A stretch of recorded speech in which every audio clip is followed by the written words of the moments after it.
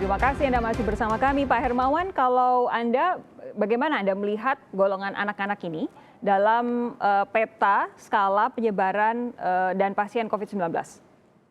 Pertama kita bedah data dulu ya. Berdasarkan hasil sensus penduduk tahun 2020 dari BPS, kategori usia anak-anak ini tergolong dua. Pertama masuk di generasi Z antara usia 13 hingga 18 tahun. Ya. Kemudian sebagian masuk generasi generasi Z. Jadi antara 0 sampai 8 tahun. Nah jadi kalau kita total, sekiranya kita melihat secara total jumlah usia anak ya, artinya usia antara 0 sampai rentang 17 tahun, itu sebenarnya itu antara 11 sampai 17%. Jadi kalau kita kalkulasi secara kumulatif itu antara 25 hingga 45 juta anak-anak di Indonesia. Nah membayangkan 45 juta orang kalau harus divaksin, itu membutuhkan sekitar 90 sampai 100 juta dosis. Ya. Dan ini kan sama seperti target awal pemerintah pada tahap 1 nakes, lansia dan layanan publik itu kan 40 jutaan orang yang akan dilakukan vaksinasi. Nah kenyataannya capaian kita baru 22% hingga saat ini. Jadi sama sekali sangat jauh dari target awal kita ya, apalagi pada spesifik usia anak. Nah belajar resiko kita sebenarnya anak-anak itu tinggi sekali resikonya terjadinya paparan COVID. Hanya saja kasus yang terlaporkan sedikit. Boleh jadi karena tanpa gejala atau memang underreported. Nah ini juga bisa terjadi. Tapi kalau kita menilik pada negara tetangga seperti di Malaysia, baru-baru ini Malaysia melaporkan 80.000 lebih kasus dari 5 bulan terakhir sampai dilaporkan di akhir bulan Mei 2021. Tunggu, 80.000 lebih ini kasus semua atau kasus anak saja? Kasus anak nih, identifikasi mereka. Oke, jadi sebentar, 80.000 lebih dalam 5 bulan kasus COVID-19 terhadap anak-anak ya? Betul sekali. Jadi memang di sana terjadi upaya testing dan sistematika surveillance yang bagus. Karena begitu orang tuanya terpapar, maka seluruh keluarga kontak erat dekat termasuk anak-anak itu ditesting semua. Dan pada akhirnya ditemukan. Dan bahkan ada yang meninggal dunia, ada 201 anak-anak itu yang dirawat dan juga sebagian meninggal dunia. Nah, tentu saja ini menjadi sebuah fenomena walaupun tidak terjadi di Indonesia sedemikian besar. Hanya kita belajar Malaysia itu begitu dekat secara karakteristik genealogis, kemudian juga budaya, geografi dan demografi begitu dekat dengan Indonesia. Jadi tipologi masyarakat kita ya kalau kita bercermin dari Malaysia pun berarti memiliki potensi besar untuk keterpaparan COVID pada anak. Nah, oleh karena itu sebenarnya kalau ditanya apakah penting sekali kita melakukan vaksinasi pada anak, itu penting. Tetapi bahwa ada juga yang jauh lebih penting yang menjadi prioritas. Seperti tadi kita sebut lansia, kemudian usia-usia pekerja yang ada di garis depan. Nah memang catatan terbesar kita adalah kemampuan pemerintah untuk menyediakan dan mengadakan vaksinasi yang cukup sekaligus memang aman juga buat usia anak-anak ini, Mbak Sofi.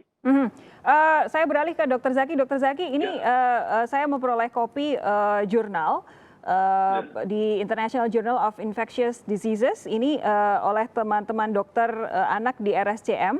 Ini salah satu hasil penelitiannya adalah, saya bacakan singkat, secara total dari 490 kasus pediatrik yang dikategorisasikan sebagai suspek atau probable COVID-19.